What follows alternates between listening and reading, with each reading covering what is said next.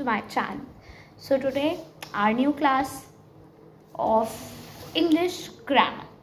First of all, a humble request to all of you to just make my comment section to be full. आप लोग जो भी chapter, अगर एक बंदा भी एक चैप्टर का नाम ले रहा है तो उस चैप्टर के लेक्चर आ जाएगा, ठीक है। लेकिन एक बार प्लीज़ आप लोग कमेंट तो करके देखिए कि आपको जो भी चैप्टर आपको चाहिए क्लास 7th से रिलेटेड, मैं वो चैप्टर आपको यहाँ पर डिस्कस करूँगी, भले वो मेरे सिलेबस में हो या ना हो, ठीक है। तो फॉर दैट नाउ आज हम सेंटेंस के बारे में पढ़ेंगे। हम सेंटेंस के बारे में ऑब्वियसली पढ़ चुके हैं, लेकिन अब कुछ नई चीज़ें हैं जिन्हें हमें जानने की ज़रूरत है। क्या है सेंटेंस, हम आगे पढ़ेंगे। लेकिन व्हाट इज सेंटेंस चैप्टर शुरू करने से पहले मैं कुछ वर्ड्स बोलूँगी, ग्रुप ऑफ वर्ड्स बोलूँगी, उन्हें आपको पढ़ना है, ठीक है। पढ़ना क्या, मैं खुद ही पढ़ूँगी। Leaking the is proof, leaking the is roof. Second, these made of our stone house. Isn't it mean anything? Isn't it mean anything? These group of words do not make any sense. ये words जो मैं बोल रही हूँ वो कुछ भी sense नहीं बना रहे हैं, मतलब इनका कोई भी मतलब नहीं है। Now read this sentence. The roof is leaking. Second, these houses are made up of stones. These group of words make complete sense. ये पूरा सेंस ला रहे हैं। तो बेसिकली यहाँ पर हम उन ग्रुप ऑफ वर्ड्स की बात कर रहे हैं जो सेंस ला रहे हैं, और उसके बाद हम बात कर रहे हैं जो सेंस नहीं ला रहे हैं, ठीक है। फिर group of words that convey complete sense is called a sentence. A proper definition of a sentence आपके स्क्रीन पे है, सबने पढ़ लिया। अब इसकी कुछ प्रॉपर्टीज हैं, उन्हें भी आप पढ़ लीजिए।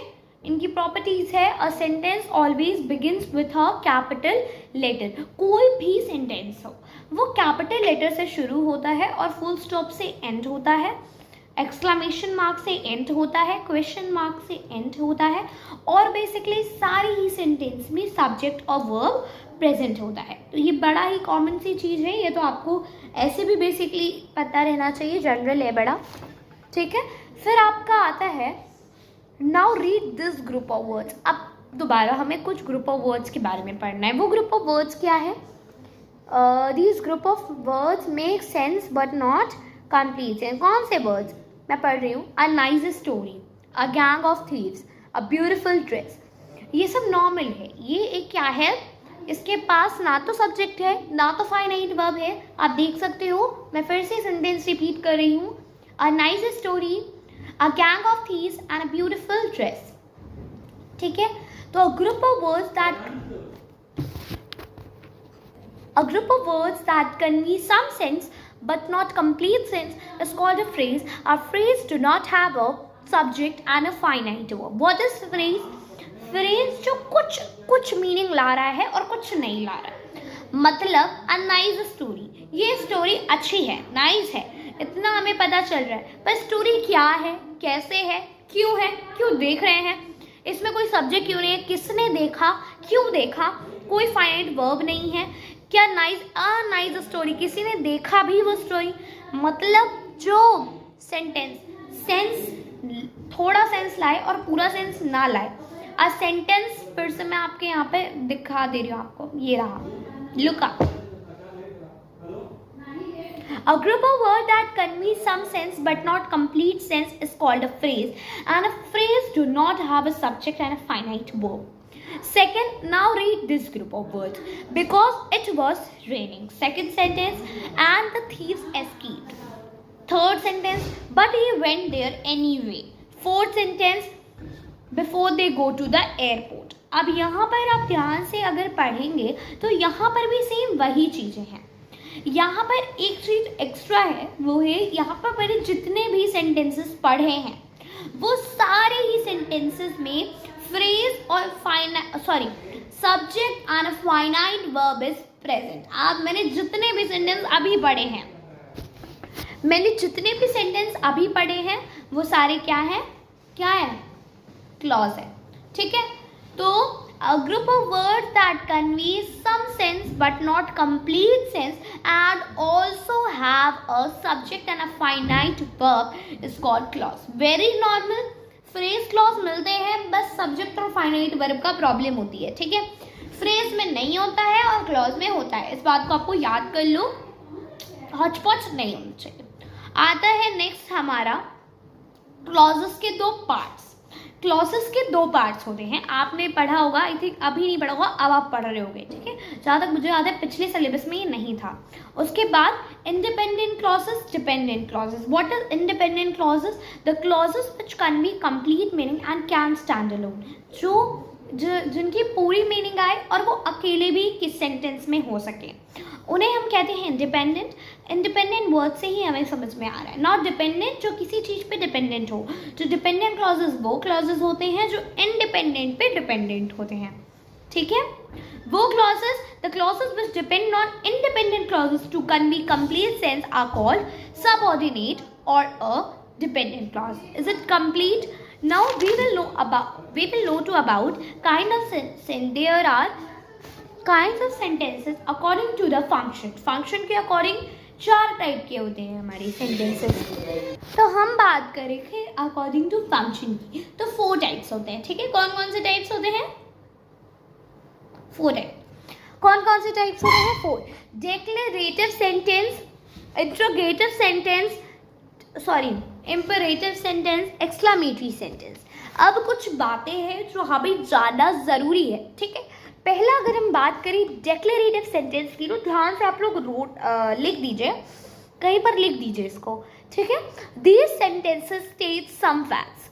इन सेंटेंसेस में कुछ ना कुछ तो फैक्टेबल होता है, कुछ ना कुछ तो फैक्टेबल होता है. They are also called assertive sentence. क्या? They are also called assertive sentence, ठीक है. We put a full stop at the end of declarative sentence. हम declarative sentence के end में full stop लगाते हैं. For example, if हम example की बात करें, I study in class 7th. Ravi likes to play cricket. Mahima is cleaning her car. Clear? ये तो फैक्ट है ना. अब ये तो फैक्ट ही है कि महिमा अपनी गाड़ी साफ कर रही है, या फिर रवि को क्रिकेट पसंद है, मैं क्लास 7th में पढ़ती हूँ, ये सब क्या है? एक फैक्ट है. और अगर हम बात करें डेक्लरेटिव सेंटेंस की काइंड्स की, तो 2 काइंड्स होते हैं. एक होता है पॉजिटिव, नेगेटिव. हम पॉजिटिव को एफर्मेटिव का भी नाम देते हैं. For example, I can play the guitar is positive, but I cannot play the guitar is negative. Negative, positive तो is very normal. We have studied from class 2nd, 3rd only that what is negative and what is positive. Negative मतलब नहीं, जहाँ पर no, never, none ये सारे words आ जाएं. Positive जहाँ पर ये सारे words ना आए. Clear है आपको? फिर अपन का आता है कि इंट्रोगेटिव्स के पार्ट, अब हम पढ़ेंगे इंट्रोगेटिव. इंट्रोगेटिव क्या है? जहाँ हम एंड में क्वेश्चन मार्क लगाते हैं, जहाँ हम एंड में क्वेश्चन मार्क लगाते हैं, उन्हें हम कहते हैं इंट्रोगेटिव सेंटेंस. अब मैं आपको बता दूं कि इंट्रोगेटिव सेंटेंस के 4 पार्ट्स होते हैं. इंट्रोगेटिव सेंटेंस के कितने पार्ट्स होते हैं? 4 पार्ट्स होते हैं. कौन कौन से होते हैं? पहला पार्ट येस नो क्वेश्चंस, जिसमें हमें आंसर येस नो में देना होता है. Yes no questions are questions that either a yes or a no answer, ठीक है. जैसे are you American? No, ठीक है. Do you like ice cream? Yes. Okay, it is clear. Now WH questions are the second kind of interrogative questions. Now what are the WH questions mean? Now what are the WH questions mean? What are the WH questions mean? WH question, जो भी question words I अगर question पे, तो वो ही होता है WH question. जैसे जिसमें हु लगे, whom लगे, what लगे, when लगे, where लगे, why लगे, how लगे, which लगे, whose लगे, ये सारे वर्ड्स क्वेश्चन वर्ड्स लगे. क्लियर है आपको? सबको समझ में आ रहा है? कोई भी डाउट हो, you can just comment it out, ठीक है. उसके बाद अपन का आता है टैग क्वेश्चंस। अब ये टैग नाम सुन के कुछ भी समझ में नहीं आ रहा है, हेलो, हम आगे बढ़ेंगे, हमें समझ में आ जाएगा। Tag questions are interrogative fragments, जिसमें हमें फ्रैगमेंट्स दिखती हैं। अब ये फ्रैगमेंट्स क्या है, आगे बढ़ेंगे। That are added at the end, जो डिक्लेरेटिव के एंड में जो वर्ड्स यूज किए जाते हैं ना, दैट इज फ्रैगमेंट, ठीक है। और जो हमारे इंपरेटिव सेंटेंस होते हैं वो हम आगे पढ़ेंगे, जो एक क्वेश्चन बना रहे हैं, ठीक है, हम इसके बारे में आगे पढ़ेंगे, ठीक है। तो डोंट बी लाइक नहीं, जैसे योर पेट्स लव यू, आपका पेट्स आपसे प्यार करता है, डजंट इट, ऐसा है, ठीक है।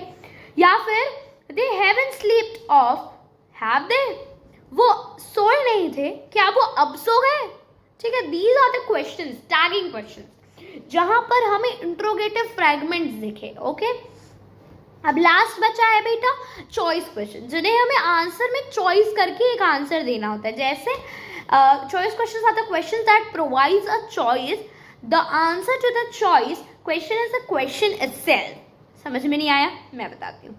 जैसे would you like to go Singapore और बली, कहाँ जाओगे आप, आंसर तो जल्दी से, अगर आपको भेजा जाए सिंगापुर या बली तो कहाँ जाओगे। अगर आपको भेजा जाए do you like ice cream, do you like chocolate ice cream और वैनिला आइसक्रीम, तो उसका आंसर दो, ठीक है। These are the things which I am telling you, ठीक है। I think now you are getting. Now last is your imperative sentence. Imperative sentence are the sentence which express a request, command, advice and so things. Obey your parents and your teachers. Second, please make some coffee to me. Third, you may take the metro up to Rajiv Chowk. ठीक है। उसके बाद exclamatory sentence क्या है भाई, हमें 13 minute में अपनी वीडियो कंप्लीट करनी है, इस बार का मेरा टारगेट है, ठीक है। तो 1 मिनट में जल्दी से एक्सक्लेमेटरी खत्म करते हैं। क्या है, जिसमें हम सडन इमोशंस की बात करते हैं, अपने फीलिंग्स की बात करते हैं, ठीक है। जैसे what a lovely idea it is. उसके बाद एक और है, उसके ना एंड में एक्सक्लेमेटरी मार्क लगता है। What is the exclamatory mark, haven't you seen this mark, दिख नहीं रहा होगा, नहीं दिखेगा, मैं यहाँ पे लगा दूंगी, ठीक है। तो दैट इज व्हाट, तो this chapter is finish, but इसका एक पार्ट मैं और लूंगी, सिर्फ आपको simple sentence, compound sentence, complex sentence समझाने के लिए, थोड़ा सा हार्ड है, और कुछ क्वेश्चंस करने के लिए, ठीक है। तो this is a humble request कि आप पार्ट 2 भी पूरा देखें। पार्ट 2 आपको पार्ट 1 के डिस्क्रिप्शन बॉक्स में, और आपको कहाँ मिल जाएगा, आपको मिल जाएगा कमेंट बॉक्स में, पिन अप रहेगा, वो आपको ढूंढने की जरूरत नहीं है। Bye guys, I want to end this over here. मैं इसको 12:59 पे ही कर दूंगी क्योंकि यूट्यूब में वो 13 दिखाता है। तो गाइस कीप सपोर्टिंग मी, मेरा कम्युनिटी बॉक्स आप रोज चेक किया करिए। मैं कुछ ना कुछ शॉर्ट्स नहीं डाल पाती, वीडियोस नहीं डाल पाती, लेकिन कम्युनिटी में मैं रोज डालती हूँ। तो bye guys, love you guys.